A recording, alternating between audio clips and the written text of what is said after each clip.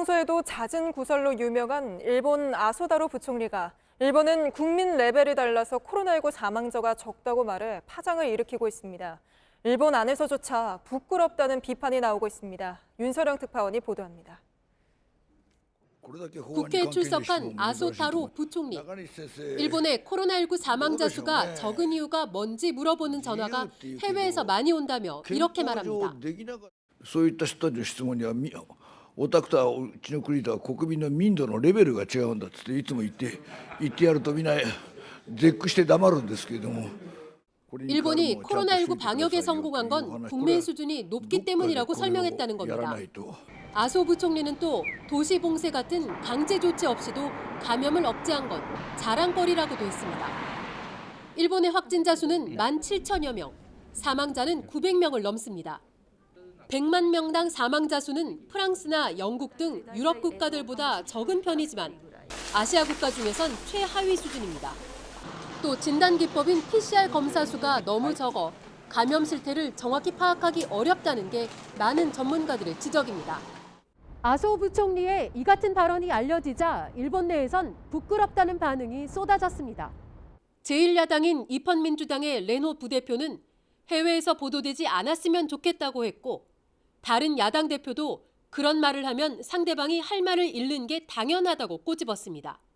도쿄에서 JTBC 윤서령입니다.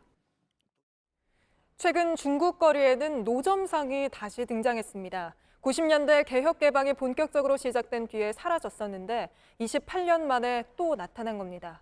코로나로 소비가 크게 위축되자 일부 다시 허용을 해줬다고 하는데요. 베이징에서 박성훈 특파원이 전해왔습니다.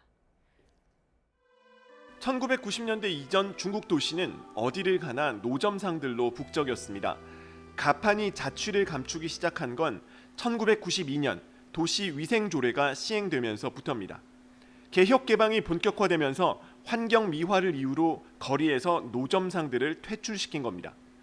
그런데 최근 일주일 새 노점상이 다시 나타나기 시작했습니다. 스촨성 청두시. 상인들이 물건을 실은 트럭을 보행로에 버젓이 대고 장사를 합니다. 과일이나 야채, 옷, 화초까지 시장을 방불케 합니다. 불법이었던 노점상 영업을 지방정부가 풀어준 겁니다. 现在政策都好嘛，都还让我们摆下子嘛。还有几袋哇？还有政策放得宽就可以。 허난성 정저우 씨는 구간을 지정해 물건을 팔 수 있도록 했습니다. 其实是一举两得的，我得利，然后大家也开心这样子。一天的收入大概就是1000左右。 베이징도 마찬가지. 지하철역 주변으로 먹거리 노점상들이 즐비합니다. 卖到几点啊？卖到凌晨4点。一直在这里卖吗？不一直在这里。 이 같은 현상이 최근 중국에서 동시다발적으로 일어나고 있는 건 최근 코로나19로 중국 소비가 심각하게 위축되면서 중앙정부의 묵인하에 지방정부들이 앞다투어 노점상 영업을 허용하고 있기 때문입니다. 그러나 시장 질서를 무너뜨리고 환경을 어지럽힌다는 비판도 나옵니다. 베이징에서 JTBC 박성훈입니다.